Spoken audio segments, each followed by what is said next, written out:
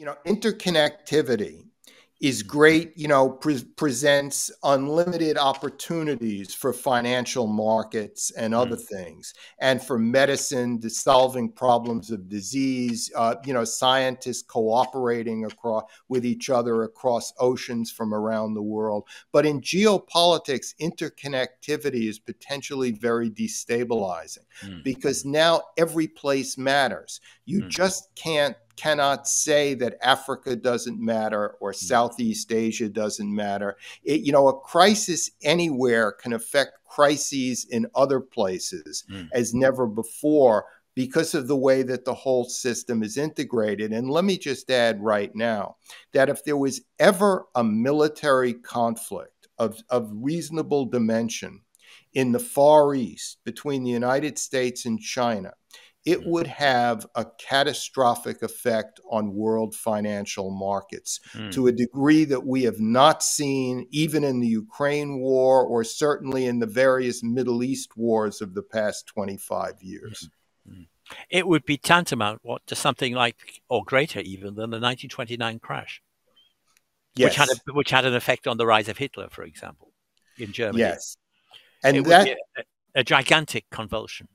Yes, and that's why ultimately, in terms of U.S. policy, the Asia-Pacific is always the most important because there's a realization that any conflict there would be high-end with missiles, hypersonic weapons, cyber, etc., that would destabilize world financial markets. So that even in the most dramatic intense moments of the Ukraine war, there is a realization in Washington, especially in the Pentagon, that ultimately getting the Pacific right is the most important thing. And getting the Pacific right means somehow, standing up for democracy in Taiwan, but not getting into a kinetic conflict with China by any means. Is that possible, though? I don't know. I mean, this is going to play out maybe not just over a few years, but over a decade or two. Keep in mind that what seems to be starting to happen is that both sides are edging into a post-Cuban Missile Crisis situation. Remember the Cuban Missile Crisis of the fall of 1962? Both superpowers stared into the abyss, and they were terrified at what they saw. And as a result, after the Cuban Missile Crisis, you got a nuclear test ban treaty, you got a hotline, you got strategic arms limitation talks, you got détente ultimately, all because both superpowers were terrified of an actual war, and they didn't solve their problems, just like we're not solving our problems with China. But what they did do is they built borders around them. They made it less likely that there would be an accidental hot war. And I think that is where the Biden administration and where the Chinese regime are now hoping to head towards. I don't want to diss what Patrick does at all. He's totally sincere, and he's a lovely guy, and he treats his cows very well and all the rest of it. But I just don't buy it.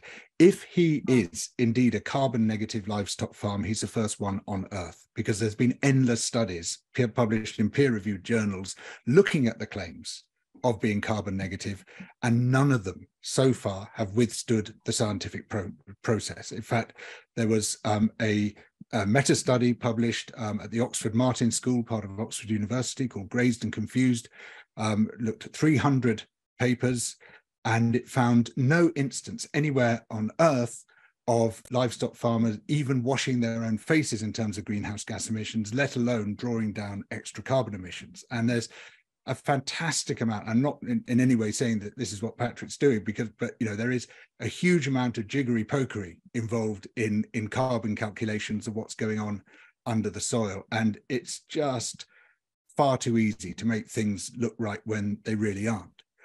As for the idea of, well, we could produce more pasture-fed meat, I mean, already 51% of the UK is producing pasture-fed meat, and yet it produces scarcely any. I did calculations for sheep, for mutton and lamb, and estimated that 4 million hectares of the uplands are being used to produce mutton and lamb in this country, and yet it produces just 1% of our diet. Now, 4 million hectares is the same amount as all the grain growing in the UK, which produces a very substantial part of our diet. It's a really profligate form of land use. It's agricultural sprawl is what we're looking at.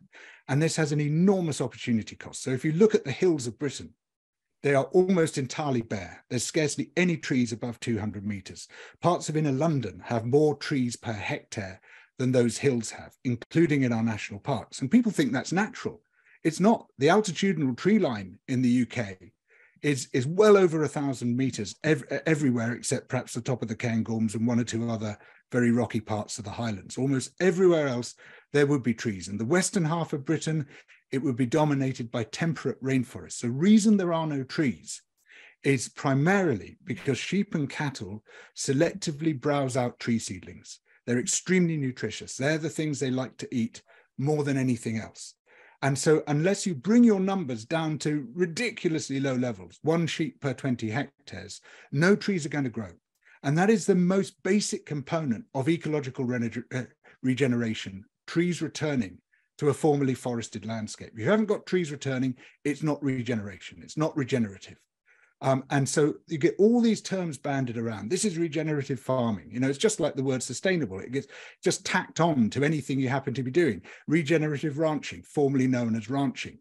It's just a word which people use. And when you look at the actual wildlife, which farms, even wonderful, beautiful picture book farms like Patrick's support, it's a very thin selection of the wildlife that could otherwise be living there, starting with the large predators. You know, we don't have wolves and lynx in this country because livestock farmers insist that they don't get reintroduced, having wiped them out because they compete with us for food, which is because they might eat some of the livestock. And everywhere you go on Earth, with only 1 or 2 very small exceptions, large predators are driven to extinction or to the brink of extinction at the behest of livestock farmers. You don't have the trees growing on these farms. There was another meta-analysis looking at 100 papers and found out that for all major ecological groups, guilds of wildlife, every single one suffers from having livestock on the land except for detritivores, animals which eat dung. All the other groups suffer. They all improve when you take the livestock off the land. So this idea that you can square the circle, you know, we can have our beautiful picture of the cattle and the sheep grazing on the land, and you can have thriving ecosystems. It exists in picture books. It exists in our image of farming. But actually what the numbers show is something very different. And you know, Patrick, he paints a beautiful picture, but the problem is we are dealing in pictures when we desperately need to be dealing in numbers. We need to become food numerate. And just as with climate issues, you know, we've slowly become climate numerate. We've begun to do the maths. We've begun to understand how much fossil fuels we need to leave in the ground if we're to avoid a certain amount of global heating. The same has to happen with food. Otherwise, we're cooked. It was difficult for us to imagine exactly how it would unfold, but we made a very big bet on deep learning, which is one of the primary tools that is powering this new revolution, before anybody was involved in deep learning. So the current chief scientist and co-founder of OpenAI, the creators of ChatGPT, was one of our interns back in 2011. Jeffrey Hinton, who subsequently became the one of the heads of AI at Google and is known now as the godfather of AI, recently in the press worried about the consequences. He was our first advisor, our paid advisor. I think his salary was £25,000 a year to advise us. So I think 3 of the 6 co-founders of OpenAI at some point passed through DeepMind, either to give talks or were actually members of the team. So really it was incredibly about timing. You know, we got the timing absolutely right. We were way ahead of the curve at that moment, and somehow we managed to hang on. So you were there for a while, and then let's fast forward a bit. You can read the rest of this in the book. You now have co-founded and run Inflection AI, and you are creating an AI called Pi, which you can interact with, if you like. Tell us what Pi does. So Pi stands for personal intelligence, and I believe that over the next few years, everybody is going to have their own personal AI. There are going to be hundreds of thousands of AIs in the world. They'll represent businesses, they'll represent brands, every government will have its own AI, every non-profit, every musician, artist, record label, everything that is now represented by a website or an app is soon going to be represented by an interactive, conversational, intelligent service that represents the brand values and the ideas of whatever organization is out there. And we believe that at the same time, everybody will want their own personal AI, one that is on your side, in your corner, helping you to be more organized, helping you to make sense of the world. It really is going to function as almost like a chief of staff, or prioritizing, planning, teaching, supporting you. So that sounds great. What does it actually mean, though, in practice? Because so often this conversation about AI, it's at this point, then it turns into the apocalyptic. We're going to end up, wiping ourselves out because there'll be some rogue person, sitting in a garage somewhere who will, unleash a virus that will kill us all. So before we get to all of that stuff, in, let's say, I don't know, 5 years. I mean, you've said within the next 3 to 5 years, you think AI will reach human-level capability across a variety of tasks. Perhaps not everything, but a variety. So paint a picture for us of what life will be like in 5 years, at 2028. I mean, first of all, will it be you and me here, or will there be the kind of Mustafa AI and the Zanny bot? Okay, let me just go back 10 years, just to give you a sense for what has already happened and why the predictions that I'll make, I think, are plausible. So the deep learning revolution enabled us to make sense of raw, messy data. So we could use AIs to interpret the content of images, classify whether an image contains dogs or cats, what those pixels actually mean. We can use it to understand speech. So when you dictate into your phone and it transcribes it and records perfect text. We can use it to do language translation. All of these are classification tasks. We're essentially teaching the models to understand the messy, complicated world of raw input data well enough to understand the objects inside that data. That was the classification revolution, the first 10 years. Now we're in the generative revolution, right? So these models are now producing new images that you've never seen before. They're producing new text that you've never seen before. They can generate pieces of music. And that's because it's the flip side of that coin. The first stage is understanding and classifying, if you like. The second stage, having done that well enough, you can then ask the AI to say, given that you understand, what a dog looks like, now generate me a dog with your idea of pink, with your idea of yellow spots, or whatever. And that is an interpolation. It's a prediction of the space between 2 or 3 or 4 concepts. And that's what's produced this generative AI revolution in all of the modalities. As we apply more computation to this process, so we're basically stacking much, much larger AI models, and we're stacking much, much larger data, the accuracy and the quality of these generative AIs gets much, much better. So just to give you a sense of the trajectory we're on with respect to computation. Over the last 10 years, every single year, the amount of compute that we have used for the cutting-edge AI models has grown by 10x. So 10x, 10x, 10x, 10x, 10 times in a row. Now that is unprecedented in technology history. Nowhere else have we seen a trajectory anything like that. Over the next 5 years, we'll add probably 3 or 4 orders of magnitude, basically another 1,000 times the compute that you see used today to produce GPT-4, or the chat model that you might interact with. And it's really important to understand that. That might be a technical detail or something, but it's important to sort of grasp that, because when people talk about GPT-3 or GPT 3.5 or GPT-4, the distance between those models is in fact 10 times compute. It's not incremental, it's exponential. And so the difference between GPT-4 and GPT-2 is in fact 100 times worth of compute. The largest compute infrastructures in the world, basically to learn all the relationships between all the inputs of all of this raw data. So when I went through Wall Street interviews back in the 1980s, they were their own strange event, mainly designed to sort of test your nerve. I mean, they do just weird things like,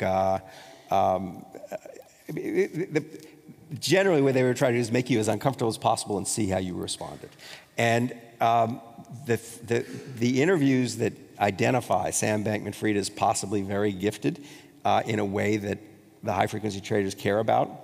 And these are the firms, by the way, these firms, I mean, unless you're in Wall Street or in finance, you may never have heard of these places. Well, Jane Street. Jane Street, I'd never Jump heard of Trading, it until... Tower Research, Susquehanna Capital, Citadel, Virtu. These are the names of the places. And this is a phenomenon of the last 15 years. They are taking the interesting risks in the markets now. It's no longer Goldman Sachs and Morgan Stanley that are doing this. These firms they're the ones who are establishing market prices. And in these places, sums of money are being made that dwarf the sums of money that were made in their predecessors. I mean, it used to be a big deal to make $1 million in a firm. There are people in these firms who make billions of dollars. So Sam, and the tests they put you through and the kind of people they're looking for are a little different. Social skills, not important, not at all important. What's important is it's a mathiness, but it's not just a mathiness. It's a mathiness combined with an ability to deal with messiness. So it's Sam Bankman-Fried, good at chess, good at math camp, but not the very best. Not going to be a famous mathematician, not going to be a chess champion. But if instead you change chess so that every move has to be done within 10 seconds, and every 2 minutes some voice shouts a rule change, so queens become pawns, or pawns can fly, or whatever it is, it doesn't matter. Creating a kind of semi-chaotic environment, that's the environment that at least the people who are recruiting for these firms think you need to be good at in order to thrive. And he also appears to be willing to take risks. Where other people might hesitate, he jumps in. Correct. But you have to be able to make decisions where other people might be paralyzed. And he would say, and I think this is true, that the kind of problems they give you tend to cause people just to not make decisions. And they're looking for people who will make decisions and make them fairly quickly. And so his willingness to make the decisions was an asset in this process. I mean, we don't want to run through any of these tests. They're incredibly arcane, what they do to these people. And you look at it and you say, like, how do you even think about that problem? For example, to reduce to a quantitative matter, what's the likelihood that I have a relative who played professional baseball? And to think through that problem in a really sophisticated way and do it quickly. It's one of the tests they put him through. And another way of thinking about what they do is learning how to quantify things that you might think of as qualitative matters or qualitative decisions. He had the ability to do that. He off the charts ability. Like when he went through these interviews, one of the firms stopped the interviews halfway through the interviews and said, "We don't need to do any more. You just outscored anybody this year." And his problem, however, is that these tests, and the problem these firms have, I think, is these tests do not filter for any kind of social ability. And this is a person who, to describe him as isolated doesn't fully capture the nature of the person. This is a person who, from a very early age, so when I ask him, which I would do with any subject, give me a list of people who knew you before the age of 18, so I can just get a sense of what your childhood was like. He couldn't name a person. His parents, his brother was off the list because he didn't have anything to do with his brother. And I had to kind of dig and dig and dig to find people who had interaction with him before the age of 18. He felt first, no real feeling for people. Like in the presence of people, he didn't feel love, he said, I didn't feel pride, I didn't feel any of the things people normally feel. He said, the thing I most weirdly couldn't do is I couldn't make facial expressions. So when people were interacting with me, I wasn't giving, they didn't know how to respond to me, so they just thought I was this weird thing. So go ahead, you can interrupt. I was going to say, he does at one time, though, talk about being depressed. And I wonder if that reflects the fact that he does feel emotion, but just perhaps not in the way that you or I might. I'm sure he feels something. He thinks, but his self-identity was, I don't understand these feelings. I don't have these feelings. And he was ostracized all the way through childhood. Less so at MIT, because MIT tends to collect these people who are ostracized by everybody else when they're in high school. But he was some recognition there in the audience. So I mean, but he was the kind of person who even the nerds rejected because he was such a nerd, right? There was no spot for this even in a private Silicon Valley high school where his classmate is Steve Jobs' son. That you would think there'd be plenty of people who he could not relate to, who could not relate to him, and they would bond over that. But that's not what happened. I wonder, though, if it develops later on, just jumping forward for a moment, into a kind of arrogance, because he tells you at one point that he doesn't struggle to read other people. His problem is that people can't read him. And there's a little bit of me that thinks, come on. He was pretty good at reading other people.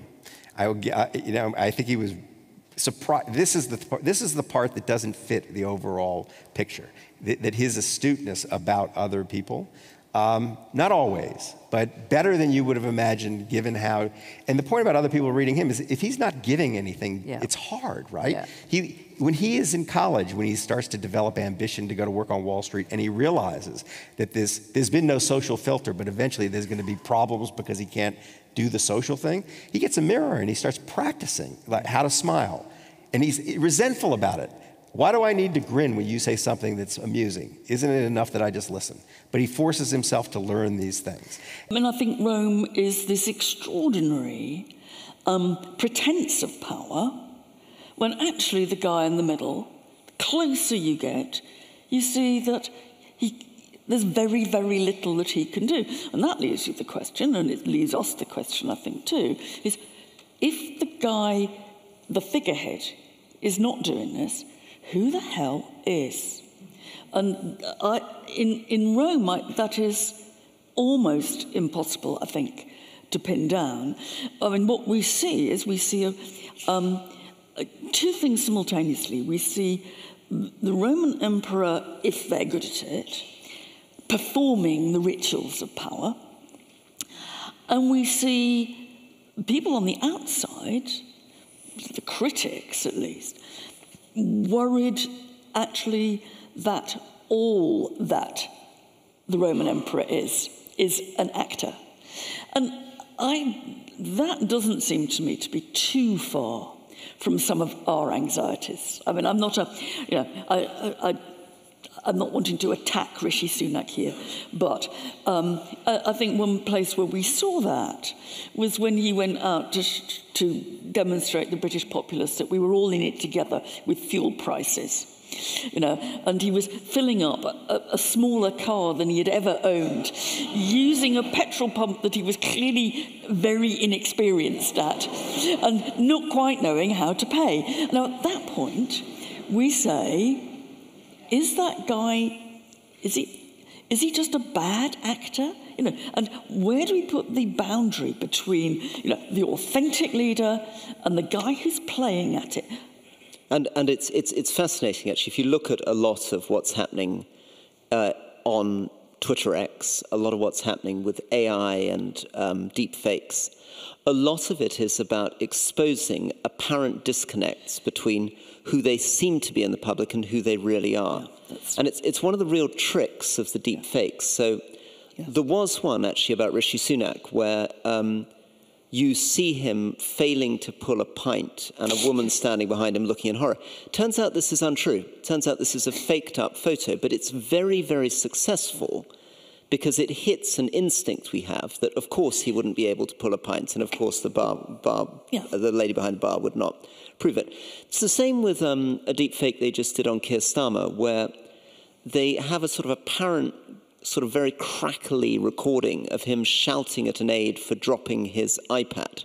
Notice these deep fakes are not really grand things. They're not making Keir Starmer give a speech he didn't give. It's tiny accidental caught moments. And again, a lot of Mary's book is about people trying to discredit emperors with glimpses of how they behave at the dinner table or what kind of food they serve or this sort of thing.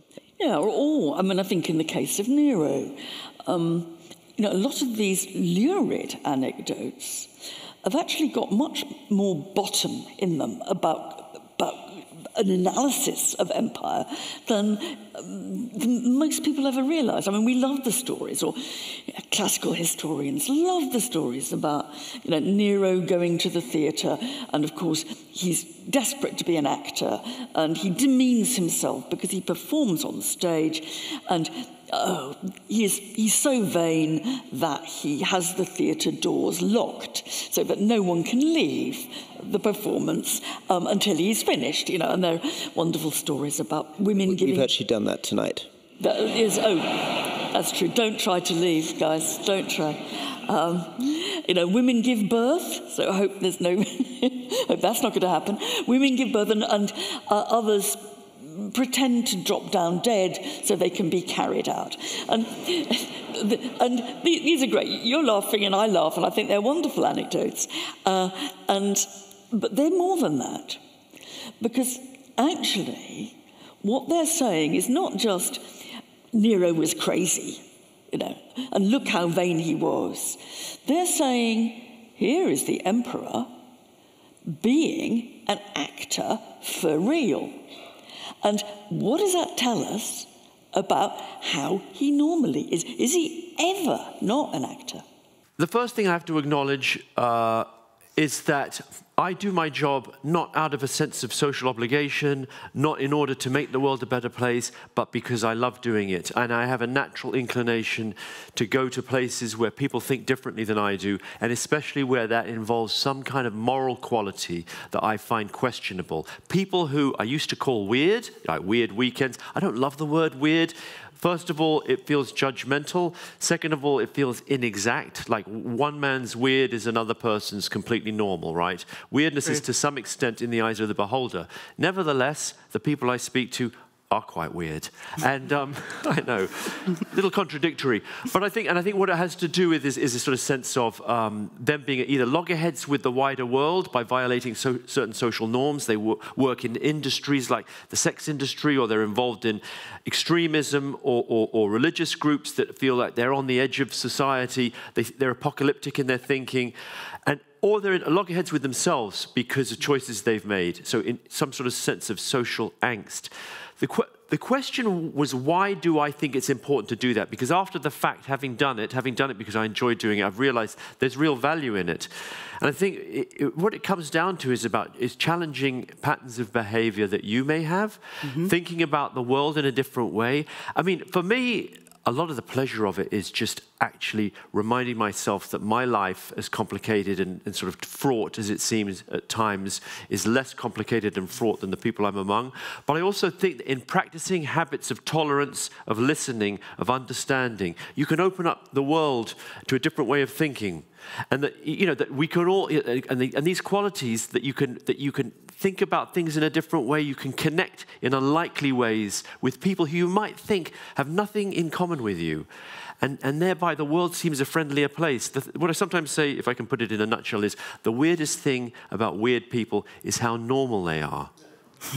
And that wherever you go, whatever extreme it may be, whether physically or in terms of ideology, you'll be more surprised by the commonalities you find than by the differences.